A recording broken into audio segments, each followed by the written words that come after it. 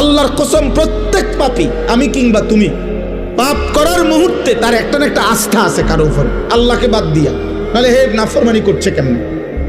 আল্লাহ বলবেন ফেরেশতাদেরকে, ওরও ডাকো, এই তেনো নাফরমানকে একসাথ করো।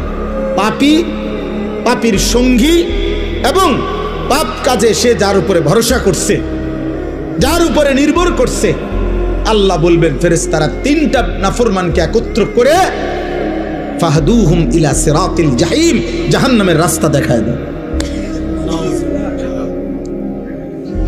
এজন্য তুমি কারো গুনার নির্ভরশীলতা হইও না, তোমার উপরে ভর করে যেন সে গুনাহ না করে। তুমি কাউরে গুনার রাস্তা আগায় দিও না। মদের আড্ডা, জুয়ার আড্ডা, নারীর আড্ডা, জিনার আড্ডায় তুমি আগায় দিও না।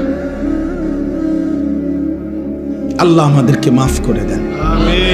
কোরআনুল কারীমের মধ্যে আছে প্রত্যেক পাপী পাপ করার পূর্ব মুহূর্ত পর্যন্ত, ছেলেরা আব্বা শোনো, প্রত্যেক কবিরা গুনাহ, যে কবিরা গুনাহ করে, শিরিক করে, কুফর করে, মদ, জুয়া, চুরি, ডাকাতি, সুদ, ঘুষ, বেপর্দা, বেহায়া, কিস্তি, হারাম, নারী, ছবি, অশ্লীলতা, গান, বাদ্য, উলঙ্গতা, বেহায়াপনা, আল্লাহর নাফরমানি করে, আল্লাহর কসম কোরআনুল কারীমে সূরা হাশরের মধ্যে আছে প্রত্যেক পাপী পাপ করার পূর্ব মুহূর্ত পর্যন্ত ইবলিস, শয়তান তার সাথে থাকে।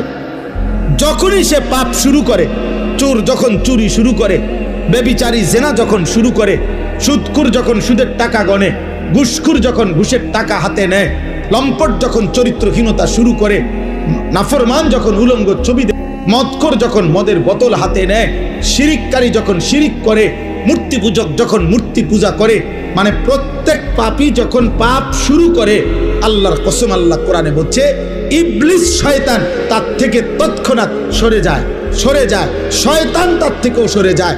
মানুষ তো দূরে থাক, শয়তান পর্যন্ত বলে ইন্নী বারীউম মিনকা, আমি তোর থেকে মুক্ত, ইন্নী আখাফুল্লাহ রাব্বাল আলামিন, আমি বিশ্বাস করি যে পাপের কারণে আযাব আসে, হতে পারে তোর উপরে আযাব আসবে, আর আমি যদি তোর সাথে থাকি ইবলিস, আমার উপরেও আযাব আসবে, এই জন্য আমি তোর থেকে সরে গেলাম, তোর নাফরমানি তুই কর।